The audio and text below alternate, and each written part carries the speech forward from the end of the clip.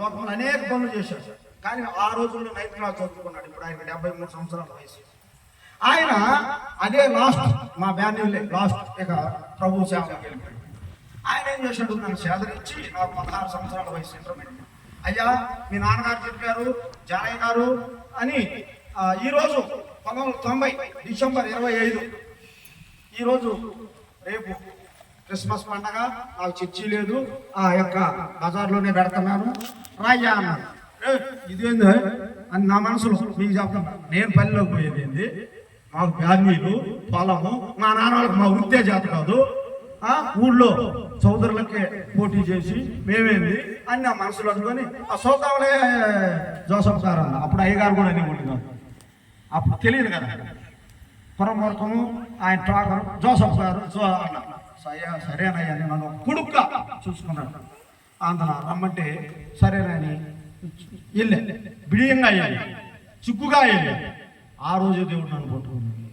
ఆ తర్వాత ప్రియమైన దేవుని బిడ్డలారా, అయ్యా మళ్ళీ ఆదివారం వస్తుండు, నీ కాలేజీ సెలవు కదా అన్నాడు.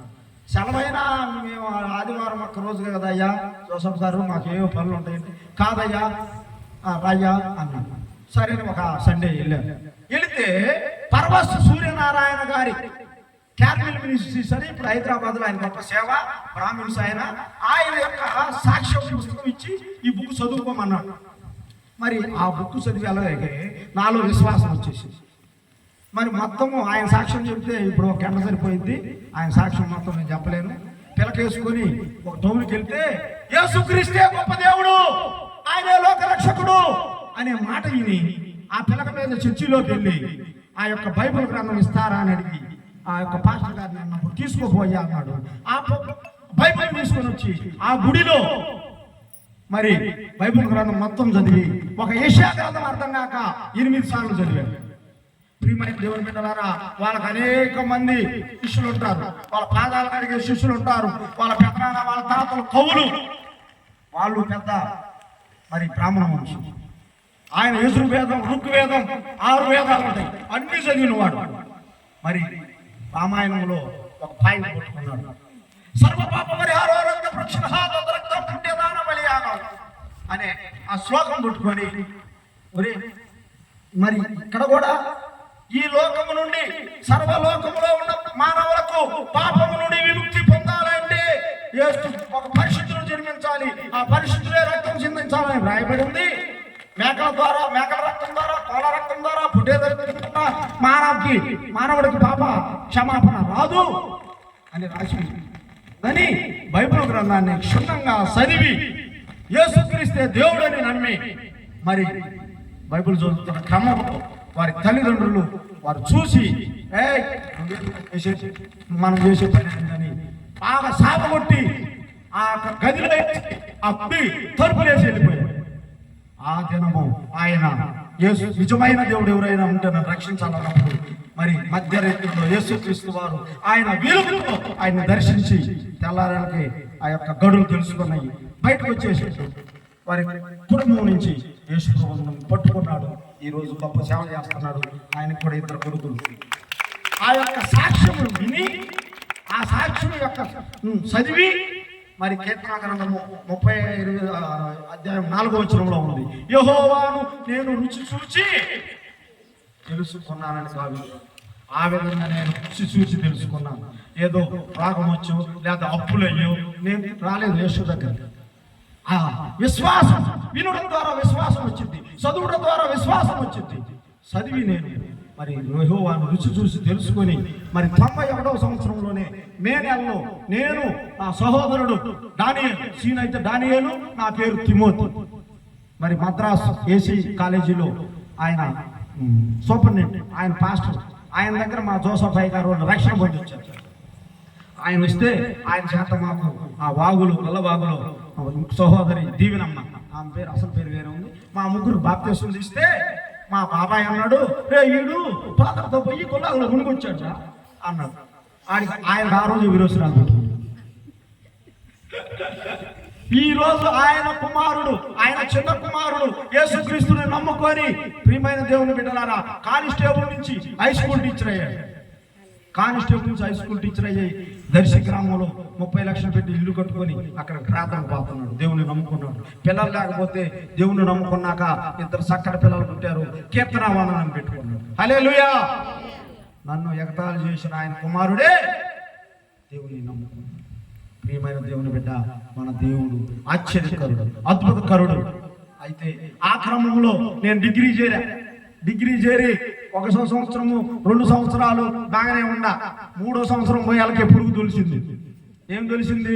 ఫ్రెండ్స్తో సినిమాలు వెళ్ళటం, సిగరెట్లు తాగటం, ఈ విధంగా మళ్ళీ పాపంలో పడిపోయి మరి చెప్పకూడదు.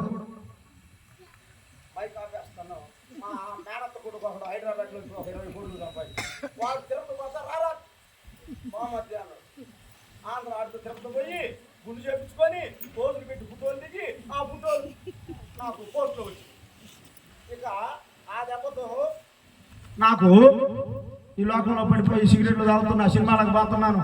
సైతాన్ని పట్టుకొని పెద్ద టైఫాయిడ్ జ్వరం వచ్చి వెనక చుట్టూ ఇదిగో ఇంత పోయిందిలే, ఇక బతకడు రయ్యుడు అని చివరికి మెంటల్ హాస్పిటల్ కూడా చేర్చారు. ఈ మెంటల్ హాస్పిటల్ తగ్గలేదు, బోత వైద్యులు తగ్గలేదు, ఎవరు నన్ను ఏం చేయలేకపోయారు. చివరికి మా నాన్నగారు మా అమ్మగారు తీసుకొని మరి మా అయ్యగారు జోసఫ్ గారి దగ్గర తీసుకొచ్చి, అయ్యా నువ్వే ఈ బిడ్డను బ్రతికియాలా, నువ్వే ఈ సైతాన్ని నిలబట్టాలని ఆడ సైతాన్ని పట్టుకున్నాను. అందున తీసుకొచ్చి వదిలిపెడితే అయ్యగారు కట్టెగా ఉపవాసం ఉంచాడు 3 రోజులు. ఎన్ని రోజులమ్మా? 3 రోజులు. ఆయన అప్పుడు మొండివాడలో పక్కన గుడిసెలో ఉంటే ఇల్లు కొట్టుకుంటున్నాడు, స్లాబ్ పోయిలా. ఆ మొండివాడలో కూర్చోబెట్టాడు. పొగులు ఆ గుడిసెలో రేత్రి నా పక్కన కూర్చుంటాడు. మా ఆత్మీయ తల్లి చనిపోయింది సంతోషం గారని నన్ను సొంత కొడుకులాగా చూసుకుంది. నన్ను చూసుకున్నాక నేను ఇంటర్మీడియట్ అయిపోయినాక ఆమెకు కొడుకు పుట్టాడు. చిన్న కూతురు పుట్టిన 14 ఏళ్ళ కొడుకు పుట్టాడు. దేవుని నమ్ముకున్నాక వాళ్ళు. ఆ అబ్బాయి పేరు సామీయుడు. 1992 మేలోనే పుట్టాడు. నేను ఇంటర్మీడియట్ అయిపోయినా నా కాలం ముందు. ప్రియులారు చూడండి, నన్ను ఒక కొడుకులాగే చూసుకున్నాను. అయితే మా ఆత్మీయ తల్లి గారు చనిపోయింది పాపం. మరి ఆయన కడుపు ఉపవాసం నుంచి సిరికాశం నా పక్కన ఉండి ప్రార్థన చేసేవాడు. ఒప్పుకో పాపాలు ఒప్పుకో అన్ని ఒప్పుకొని తెల్లారి పొద్దున అన్ని మజ్జిగ ఇచ్చాడు. ఇంకేం పెట్ట మరుసటి రోజు 2 ఇడ్లీ ఇచ్చాడు. 3 రోజులు ఉపవాసం వచ్చి అన్ని ఒప్పుకుంటే నాతో దేవుడు మాట్లాడాడు. ప్రకటన గ్రంథము 2వ అధ్యాయము 2వ వచనములో నీ క్రియలు నీ సహనము అన్ని నేను ఎరుగుదును. చదవండి 2వ అధ్యాయం 2వ వచనం నుంచి. నీ మీద ఒక నింద మోపవలసి ఉంది, నీవు నీ మొదటి ప్రేమను వదిలి మరి వెళ్ళిపోయావు లోకంలోకి. నీ యొద్దకు వచ్చి నీ దీపస్తంభాన్ని ఆర్పివేస్తాను. మరలా తిరిగి నువ్వు నా యొద్దకు వస్తే కానీ నిన్ను నేను కాపాడుతాను, లేదంటే నీ దీపస్తంభాన్ని ఆర్పివేస్తాను అని ఆ వాక్యంతో నన్ను దర్శించి మాట్లాడినప్పుడు అయ్యో అమ్మో అని నేను గుండెలు బాదుకొని, అయ్యా ఇక నుంచి నేను నీకు దాసుడుగా ఉంటాను ప్రభువా, నీకు ప్రభువా నాయనా నీ చిత్తానుసారంగా జీవిస్తాను ప్రభువా అని తీర్మానం చేసుకొని ఆ దినం నుండి ఈ దినము వరకు కూడా యేసుక్రీస్తుని నేను వదిలిపెట్టలేదు. హల్లెలూయా. ప్రియమైన దేవుని బిడ్డలారా, ఆ తర్వాత ఇక నా వివాహం డిగ్రీ అయిపోయింది. ఆ బీఈడీ చేయాలంటే మా అమ్మ అంది, మనకు చాలా పొలం ఉంది, పెళ్లి చేసుకున్నాను, చదువుకో, నేను పని చేసుకోలేకపోతున్నా, పెళ్లి చేసుకోవాలి.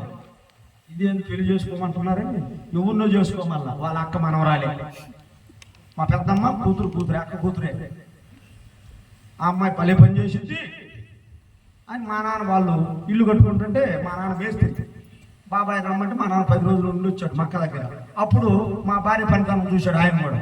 పెద్దోడా మన కట్నాలు వద్దు ఏమొద్దయ్యా, మనల్ని బాగా చూసుకునిద్ది మన మనవరాలు, మీ అమ్మ మీ పెద్దమ్మ మనవరాలు, చేసుకోయ్యా అన్నాడు. మీ ఇష్టం నాన్న అన్న. ఆమెనే పిల్లడు నచ్చాడని అడగలేదు, నన్ను పిల్ల నచ్చారా అని.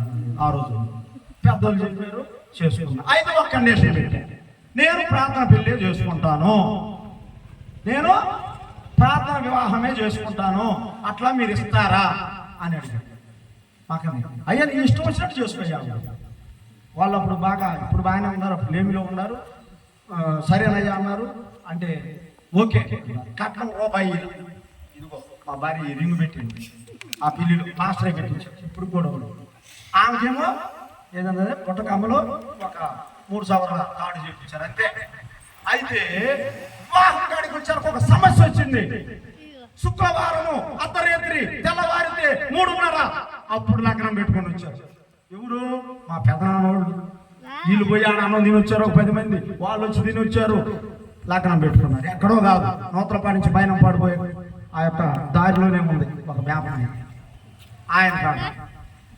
నేను అన్నాను, యోగుందామని ప్రార్థన పెళ్లి చేయరు, ప్రార్థన పెళ్లి అన్నాడు. మా పెద్ద అన్నాడు, ఏం రావు ప్రార్థన పెళ్లి అంటావు, వ్యాపారాలు అయితే కాదు పెదనాన్న, నేను ప్రార్థన పోయి మీకు తెలుసు కదా అన్నాను. అవన్నీ నాకు తెలీదు, నేను చెప్పినట్టు చేసుకో. ఆయన కదా పెత్తనం. అయితే నేను అన్నాను, కాదు కుదరదు, నా యేసయ్య గొప్ప దేవుడు, చచ్చిపోయేవాడిని నన్ను బతికిచ్చాడు అని ఒప్పుకోలే. 3 రోజులు ఆనందం తినకుండా నేను ప్రార్థన చేస్తాను. 3వ రోజు వచ్చి నీ ఇష్టం ఎట్లా సావు అన్నాడు. నీ ఇష్టం ఎట్లా చేసుకో. అప్పుడు శనివారం మధ్యాహ్నం 2 గంటలకి మరి పాల్ జాషువా గారు నా పెళ్లి చేసింది ఒంగోలులో. అప్పుడు మరి బాప్టిస్ట్ చర్చిలో అసిస్టెంట్ పాస్టర్ ఆయన అయ్యగారు చనిపోయారు. ఆయన భార్య ఏబిఎం కాలేజీలో ఇంగ్లీష్ లెక్చరర్. వాళ్ళు నాకెట్లా తెలుసు అంటే, ఆయన యొక్క మేనగోడలు మా ఊళ్ళో కుట్టు టీచర్, మా ఊరు హై స్కూల్లో అక్క. ఆ యొక్క అక్క యొక్క భర్త నేను స్టీల్ ప్లాంట్ అని ఈ ఇల్లు డంకాడ సూపర్వైజర్గా చేశాను. అక్కడ పరిచయం ఉన్నాం. ఇక వాళ్ళు క్వార్టర్స్లో ఉండేవాళ్ళు హై స్కూల్లో. అక్క అక్క అంట వెళ్ళేవాడిని. అప్పుడు ఆ అక్క అంది, మా మేనమామ ఒక ఆయన సిఐ, ఒక ఆయన పాస్టరు, ఒక ఆయన లెక్చరరు, మరి పాస్టర్ ఉంటాడయ్యా, ఆయన చేస్తారు. సరే నన్ను తీసుకొని వాళ్ళు ఇద్దరు ఒంగోలు వెళ్ళి ఆయన అయ్యగారికి పరిచయం చేసి ఆయన అన్నాడు, అయ్యా శనివారం 2 గంటలకి మరి పత్రికలు కొట్టించుకుని పో అన్నాడు. నేను 2 గంటలకు కొట్టించాను, అందరికి పంచాము. మరి ఏ భేదం లేదు. జూలై 3వ తారీఖు 99వ సంవత్సరము ఇదే కొద్దిగా ముందు టయానా నా పెళ్లి జరిగింది. ఈ టయానా భోజనాలు ఇదే రోజు. హల్లెలూయా. ఏ రోజు? ఇదే రోజు నా వివాహము. 2 గంటల కదా 5ంటికి వచ్చాడు. 5 గంటల నుంచి 7:30 దాకా వివాహం జరిగింది. 7:30 నుంచి భోజనాల కోసం కుర్చీలు దొరకరాదు అనుకున్నాం. ఏ భేదం లేదు. మరి మా గ్రామం పక్కన శరపాలెం గ్రామము అందరు ప్రజలను పిలిచాం. మరి మాలాంటి పాస్టర్లు ఒక 20 మంది వచ్చారు. ఆయన కాకుండా ఆ రోజు ఆ దినాన్ని నాకు తెలిసిన వాళ్ళు మరి మా జార్జయ్య గారని ప్యానమెట్లో ఒక ఆయన చనిపోయాడు కొండ మీద, నాగేశ్వరరావు గారని, అలాంటి వాళ్ళు వచ్చారు. రాజమండ్రి నుంచి అదే సంవత్సరము అప్పుడు ఏదో హిందీ పండితులు అంట, వాళ్ళు ఒక 5-6 పాస్టర్లు ఉన్నారు చదువుకుంటారు. వాళ్ళు పరిచయం అయ్యారు, వాళ్ళు వచ్చారు. గొప్పగా నా వివాహము మా కొత్త ఇల్లు కట్టుకొని అప్పుడే ఇంటి ముందే క్రైస్తవ వివాహం చేసుకున్నాను నేను. హల్లెలూయా. ఏ వివాహం చేసుకున్నాను? తర్వాత నాకు 2 అబ్బాయిలు పుట్టారు. సంవత్సరానికి ఒకడు పుట్టాడు. వాడు పుట్టి నాకు ఇంకొక సంవత్సరానికి సంవత్సరంన్నరకు ఇంకొకడు పుట్టాడు. నేను బిఎల్ చదవాలని, లాయర్ చదవాలని మా భార్య అన్ని నేను చదవకుండా చదువుకుపో మామయ్య, చదువుకుంటాను. చదువుకు డబ్బులు ఉడుతాడు. పిల్లలంటే నువ్వు చదువుతావు, టైలర్లే మా భార్య. మరి నాకు డబ్బు ఎవరు పెడతారమ్మా అని అప్పుడు పోయి అక్కడ ఒంగోలులో వాళ్ళ బాబాయ్ కంటి డాక్టర్, యామిని కంటి హాస్పిటల్ అని ఇప్పుడు కూడా ఒంగోలు, ఆయన కాడ అడిగితే అదే రక్త పరీక్షలు నేర్చుకో, బ్రహ్మాండంగా ల్యాబ్ పెట్టుకోవచ్చు. అవి నేర్చుకున్నాను. అవి నేర్చుకొని మరి ఒక చోట పనిచేశాను. త్రోగుంట కాడ కంపెనీల కాడ మండవ వెంకట సుబ్బయ్య డాక్టర్ దగ్గర పనిచేసి ఆర్ఎంపీగా కూడా నేర్చుకున్నా ఆయన దగ్గర. పోయి ఎరుగుడు పాటలు ప్రాక్టీస్ పెట్టాను. చిన్న పిల్లలు మా అమ్మ అందే, నీ బతుకు నువ్వు బతుకు అంత. పెళ్లి కాకముందేమో మనకేం లేరా, బీడి చదువుకో ఏదైనా చదువుకో అంది. పెళ్ళి 2 పిల్లలు పుట్టాక నీ బతుకు నువ్వు బతుకు అని ఆదివారం అమాస రోజు ఆ ఊరు తిరిగింది ఎరుగుడి పాటు. అక్కడ మా పిల్లలు చిన్నోళ్ళు అయ్యి ఆ గాలికి ఉండలేక ఆ ఊరు నీళ్ళు బాగుండక ఆ ఊర్లో ఏమి దొరకవు. మళ్ళీ 20 రోజులకి నేను మళ్ళీ ఆటోలో మాంసం గింసం అన్నీ తీసుకొని ఇంటికి వచ్చేసి ఒక 6 నెలలు ప్రాక్టీస్ చేశాను. అక్కడ సాగలేదు. ఆ క్రమంలో అప్పుడు మరలా నేను ఆ సంవత్సరం మేము పొగాకు వేసుకుంటే పొలం పని చూసుకొని ఆ నెక్స్ట్ ఇయర్ ఆనంద గ్రానైట్స్ అని చేంకుర్తిలో, ఈ లోపల మళ్ళీ ఎంఏ కూడా పూర్తి చేసే ప్రైవేట్గా. ఆ చేంకుర్తిలో నేను ఆనంద గ్రానైట్స్లో సూపర్వైజర్గా చేరాను. ఇప్పుడు 2002 డిసెంబర్ 7వ తారీఖు చేరి నా సీనియర్ సూపర్వైజర్ల కంటే నేనే ముందుగా అక్కడ ఎగ్జామ్ రాసుకొని మేట్ అని ప్రమోషన్ పొందాను. ఆ తర్వాత వారు మరి ఇంకో ప్రమోషన్ పొందాను, మరలా ఇంకో ప్రమోషన్ పొందాను. మొత్తం 3 ప్రమోషన్లు పొంది ఒక గనికి నేను మేనేజర్, ఒక గనికి ఇన్ఛార్జ్. నేను నా కింద 100 మంది పనిచేస్తారు, సూపర్వైజర్లు, మేట్లు. మరి ఆ క్రమంలో ఒక దినం ఏం జరిగిందంటే, మరలా పిల్లలు స్కూల్లో ఒంగోలు చదివిస్తున్నాను, వెటరీ పబ్లిక్ స్కూల్ అని. మరి పిల్లలకు కూడా ఒక అబ్బాయికి ప్రవీణ్ కుమార్ అని, ఒక అబ్బాయి జాన్ యశ్వంత్ అని, మరి ప్రాంతం ద్వారా పేర్లు పెట్టించాను. అంతా బాగానే ఉంది. ప్రియులారా, 2015వ సంవత్సరంలో, ఎందుకంటే సమయం అయిపోవస్తుంది, ముగిస్తాను. నాకు ఇచ్చిన సమయం 25 నిమిషాలు అయిపోయింది, ఇంకా 5 నిమిషాలే ఉంది. ఎందుకంటే నేను సమయం చూసుకుంటా ఉంటాను. మరి 2015వ సంవత్సరము మరి నవంబర్ 8వ తారీఖు రాత్రి కూడా వర్షం పడుతుంది. నవంబర్ 9వ తారీఖు నేను ఉదయము మరి నా కంపెనీ పైకి ఇచ్చారు, సెల్ ఇచ్చారు వాళ్ళే. నేను దానికి ఇన్ఛార్జ్ అని. మరి కేవీ పాలపల్లి కూడా నాకు తెలుసు, మన ఆపరేటర్. మరి నిర్మల్ కుమార్ అయ్య గారు కామని అవుతాడు, ఎల్లయ్య గారు. ఆ అబ్బాయి కూడా నాకాడే వైర్స్ ఆపరేటర్. అన్నయ్య అంట బాగా. అలా ఏం జరిగిందంటే, వర్షం పడుతుంది. నేను రెయిన్ కోట్ వేసుకొని మా ఊరు బస్సు వచ్చింది, కంపెనీ బస్సు. ఆ బస్సు కోసం వెళ్ళా. అది ఇప్పుడు వెళ్ళిపోయింది అన్నారు. మళ్ళీ నా బైక్ ఇంటికాడ నుంచి, కంపెనీ బైక్ ఇంటికాడ నుంచి నాకు ఇంకో బైక్ ఉంది, డిస్కవర్ 125. 2 బైకులు కంపెనీ ఇచ్చింది, నాకు అదేదో బాగలేదని నా బైక్ వేసుకొని రెయిన్ కోట్ వేసుకొని డ్యూటీకి వెళ్ళాను. వర్షం పడతానే ఉంది. మరి అందరం గల్లిలోకి దిగలేదు. అందరూ మామూలుగా నడిచిపోతారు, వాళ్ళకి లారీ లాంటిది ఉంటుంది. మాకందరికి మేము కారులో కిందకి వెళ్తాం, కారులోనే పైకి వస్తాం. మేము ఆఫీసర్లు, మేనేజర్లు, ఫోర్మెన్లు కదా. అప్పుడు ఇక బురదగా ఉంది. వర్షం తగ్గింది 11ంటికి. టిఫిన్ చేసాం, నా టేబుల్ కాడ కూర్చొని టిఫిన్ చేశాను. అంతా అయిపోయింది. ఆ వర్షం తగ్గింది. 10:30 కిందకి దిగాము. సూపర్వైజర్ని వాళ్ళని పంపించేసాము. మేము 5 గనులకి 5 ఇన్ఛార్జీలని అక్కడ కూర్చొని ఒక సూపర్వైజర్ చేత బఠానీ ప్యాకెట్లు తెచ్చుకొని తిన్నాము. అంతలోకి జిఎం గారు, ఆయన ఇప్పుడు వైస్ ప్రెసిడెంట్, మా ఆనంద కర్ణానికి మూలాన్ని గారు, ఏంది ఇన్ఛార్జీలు ప్రొడక్షన్ మేనేజర్ కాంట్రాక్ట్ లేదు అన్నాడు. సార్ ఇక్కడ కూర్చున్నాము, ఇంకా వర్షం తగ్గలేదంటే, కాదు తగ్గింది పోండి అన్నాడు. వాకీ టాకీలు అని ఉంటాయి మా దగ్గర, 3 కిలోమీటర్లు పనిచేస్తాం. ఆయన పెద్ద కెమెరా ఉంటుంది, 23 కెమెరాలు ఉన్నాయి. ఆయన రూములు పెద్దది ఉండి తెల్లడి, ఎవడేం చేస్తున్నాడు కూడా అడగాలి. చూసి ఆ మాట అన్నప్పుడు మేము ఆ క్రమంలో కిందకి వెళ్ళాము. వెళ్ళినాక అక్కడ పని చెప్పే క్రమంలో ఆ రోజు ఒక సూపర్వైజర్ ఈ రోజు రాలేకపోతే అని రాల. మరి మా భార్య లేకపోయినాడేమో పురుషుడు, ఆయన వంట చేసుకొని తింటాడు, లేకపోతే ఆయన వాటర్లో తెచ్చుకొని తింటాడు, కానీ పోస్తున్నాడు కదా. అట్లా మా సూపర్వైజర్ లేడు కదా అని ఆ పని చేపించడానికి నేను వెళ్ళాను. వెళితే మరి ఏం జరిగిందంటే, సైతాను పిల్లగా ఈ బకెట్ కాదమ్మా, ఆ గాను తారు రోడ్డు మొక్కలు అయితే మీరు చూసే చిన్న పక్కలైంది, అది 1,50,00,000 ఇప్పుడు ఏసీ బండి. ఆయన పని చెప్పాను. రోజు నా ఆపరేటర్ అయితే ఫోన్లో చెప్పేవాడు, నా బండి రిపేర్ అయింది, వేరే బండి ఇచ్చారు. ఆయన ఫోన్ నెంబర్ తెలియక డోర్ తీసి పని చెప్పి సరే చెయ్యన్నాని నేను ముందుకు పోతున్న క్రమంలో ఆయన బండిని మూవ్ చేశాడు. ఈ రాయి దాని మీద మట్టి పోతాము, ఆ మట్టి కొట్టుకొని పోయి ఆ ఇనుము రాయి బండి జారి వెనక్కి వచ్చేసేసి ఈ కాలు తప్పించుకున్నాను. ఈ కాలు తప్పించుకోకపోతే ఇలాంటి పెద్ద రాయి అడ్డం వచ్చింది. ఆ రాయి మీద పాకాలకి తగిలి ఆ 2 ప్లేట్ల మధ్య అరిశాను. అప్పుడు ఆయన కాబట్టి ఇంకా టెక్నిక్ బండి వెనక్కలాగాడు. ఇంకో కుర్ర ఆపరేటర్ అయితే పైకంటే నడుము దాకా పోయి చచ్చిపోయి కిందకంటే పాదం పోయి లాగిన క్రమంలో ఆ 2 ట్రాక్ల మధ్య నా కండబడి అంతా చీల్చుకొని వచ్చి మోకాలు ఏలకాడుతుంది. మోకాలు ఏలకాడుతుంది, రక్తం చింది పోతా ఉంది. అందులో వాకీ టాకీలో నా వాకీ టాకీ పడిపోయిందో, ఆ షూ తీసేశారు. మరి మైనింగ్ షూ అని ఉంటాయి, ఆ షూలోకి నీళ్లు పోయినాయి. అందున 5 నిమిషాల్లోనే బండి వచ్చింది, పైకి తీసుకొని వచ్చింది.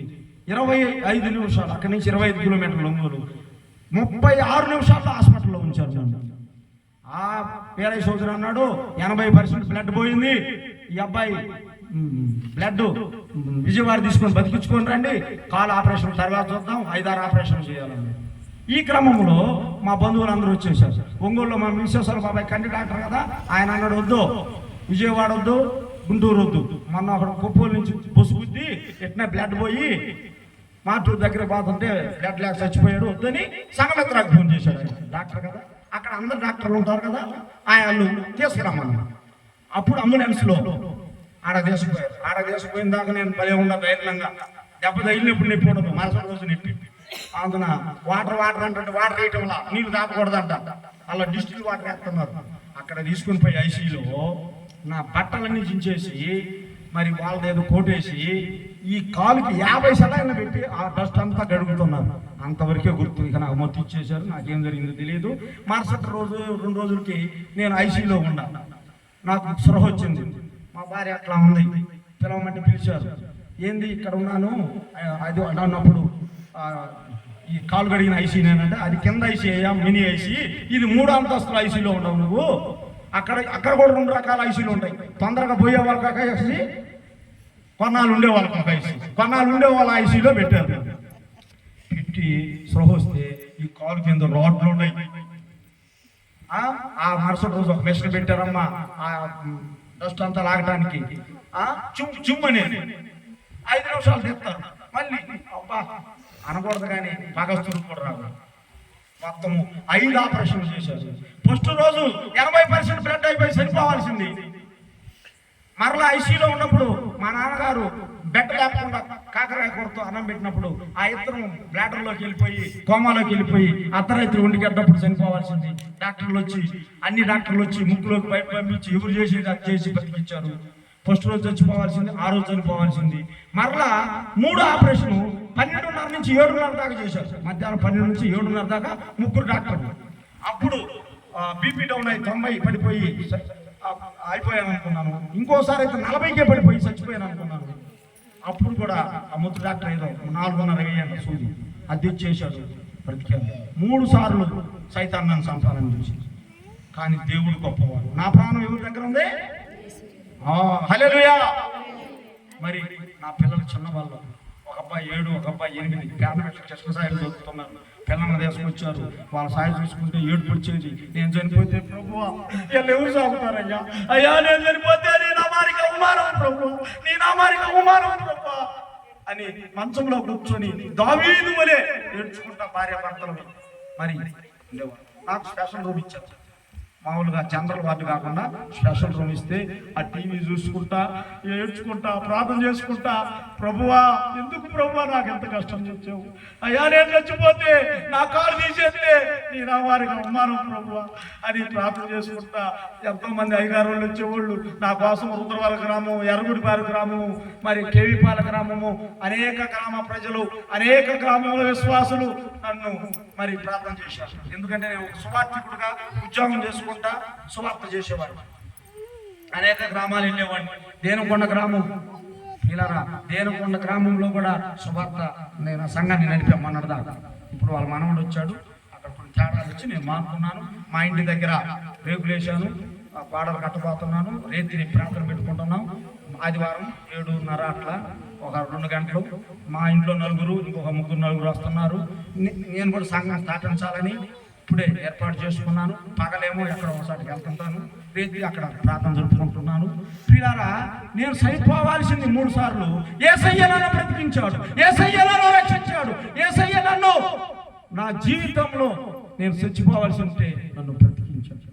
మరి ఒకరోజు హాస్పిటల్కి వస్తే మన నిర్మలయ్య గారును అదే రోజు ఏడుగుండపాడు ఆశీర్వాదం గారు, ఆయన నాకు తెలుసు అంతకుముందు. ఆయన గొప్ప పాస్టర్, ఆయన సింగరు, ఒక పాట రాశాడు, గొప్ప స్పీకర్. ఈ అయ్యగారు వాళ్ళు ఇద్దరు వచ్చారు. వాళ్ళ విశ్వాసులు ఎవరు హాస్పిటల్లో ఉంటే మన నిర్మలయ్య గారు కూడా అప్పుడు దాకా తెలియదు అంట. అయ్యగారికి రింగులు వేసి ఉంటాయి, చివరి ఆపరేషన్. అవి చూసి అయ్యగారు ఏందయ్యా ఏంది అంత దెబ్బ తగిలిందా అన్నాడు. అవునయ్యా అన్న, ప్రార్థన చేశాడు. ఆ ఆశీర్వాదం అయ్యగారు ప్రార్థన చేశాడు. అయితే యేసు ప్రభువు నన్ను బ్రతికించాడు, మళ్ళీ నాకు ప్రాణం ఇచ్చాడు. నాకు ఇంకా బ్రతికున్నానంటే ఇది నీ కృప, నీ కృప, నీ కృప. ఇంకా నేను బ్రతికున్నానంటే, ఇంకా జీవిస్తున్నానంటే ఎవరి కృప? అది యేసయ్య కృప. హల్లెలూయా. అయితే కన్నీటితో నన్ను దేవుడు పిండేశాడు. ఆశీర్వాదం అయ్యగారు అన్నాడు, అయ్యా దేవుడు నిన్ను పిండాడులే, ఇక నీకేం కాదు అన్నాడు. నా కాలు నాకు ఉంచి, నా ప్రాణం నాకు ఉంచి, ఆ సర్వశక్తివంతుడైన దేవుడు నన్ను రక్షించాడు. మరి ప్రేమ్ కుమార్ రెడ్డి అయ్యగారని ఆయనకు సహకారిగా నేను తొరకపాలెం, ఎల్లంపల్లి అనేక గ్రామాల్లో పరిచయం వెళ్ళేవాళ్ళు. ఆయన్ని బండెక్కించుకొని ఆయన అన్నాడు, నువ్వు ఇక దేవుడి కాడికి రావాలనుకున్నానయ్యా. నేను అన్నాను, భలే ఓడి పాస్టర్ గారు, బ్రతుకుట క్రీస్తే సావైతే పౌలు గారు ఏమాట అన్నాడు, నా జీవితము ఆయనకి నేను అర్పిస్తాను, ఆయన గొప్ప దేవుడయ్యా అన్నాను. మరలా ప్రార్థన చేసుకున్నా, ప్రభు అనేవాడు ఎప్పుడులాగా పరిచర్య చేయాలి, ఎప్పుడులాగా సువార్త ప్రకటించాలి, ఎప్పుడులాగా జీవించాలి అన్నాను. దేవుడు మరలా నన్ను బ్రతికించిన దేవుడు ఈ రాత్రికాల సమయంలో ఈ మైగ్రంథం ద్వారా ఇచ్చిన బిడ్డ ఈయన గొప్ప దేవుడు. ఇది మతము కాదు, this is a good route. ఇది ఒక మంచి మార్గము. ఈ మార్గము మోక్ష మార్గము. ఈ మార్గములో పాపము లేదు. ఈ మార్గములో నీతి మట్టుకే ఉంది. కాబట్టి నువ్వు ఎవరైనా ఈ మైగ్రంథం ద్వారా ఇంచున్న బిడ్డ, నన్ను రక్షించి నన్ను బ్రతికించిన దేవుడు నిన్ను బ్రతికిస్తాడు. నువ్వు రోగంతో ఉన్నావా, బాధతో ఉన్నావా, అప్పుల బాధల్లో ఉన్నావా, ఇరుకుల్లో ఉన్నావా, ఇబ్బందుల్లో ఉన్నావా, దా ఈ రేత్రే రా, యేసుని నమ్ముకో. నీ ఉచితమా, ఆయన ఉచిత కృపే. నిన్ను లక్షలు అడగలేదు, నీ హృదయాన్ని ఏమంటున్నాడు. నువ్వు వచ్చి దేవుని నమ్ముకుంటే నిన్ను రక్షిస్తాడు. నిన్ను ఆయన ఆ మోక్ష రాజ్యానికి చేరుతాడు. ప్రియమైన దేవుని బిడ్డలారా, నన్ను రక్షించాడు, నా ప్రాణాన్ని నిలిపిన దేవుడు మిమ్మల్ని రక్షిస్తాడని నా యొక్క చిన్న సాక్ష్యాన్ని, మరి సమయం ఇంకా 5 నిమిషాలు ఎక్కువ తీసుకున్నానేమో. అయ్యగారు, అధ్యక్షులు అయ్యగారు నన్ను క్షమించండి, అయ్యగారు వాళ్ళు కూడా క్షమించండి. ప్రియమైన దేవుని బిడ్డలారా, దేవుడు ఈ విధంగా ఆయన చిత్తం, నా పట్ల ఆయన చిత్తం ఏమై ఉందో నేను అదే అడుగుతా, ప్రభు నీ పట్ల నా చిత్తం ఏమైందో నన్ను వాడుకో ప్రభు. కాబట్టి ప్రియమైన దేవుని బిడ్డలారా, మరి మా అయ్యగారులందరితో కూడా మేము అందరం ఐక్యత కలిగి మరి ఒక యూనియన్గా మన మండలంలో ముందుకు సాగిపోతున్నాం. మా కొరకు ప్రార్థన చేయండి. నాకు 2 అబ్బాయిలు, ఒక అబ్బాయి CA ఎగ్జామ్స్ రాసి ఉన్నాడు, వారంలో రిజల్ట్స్ వస్తాయి. ఆ రిజల్ట్స్లో పాస్ అవ్వలాగా ప్రార్థన చేయండి.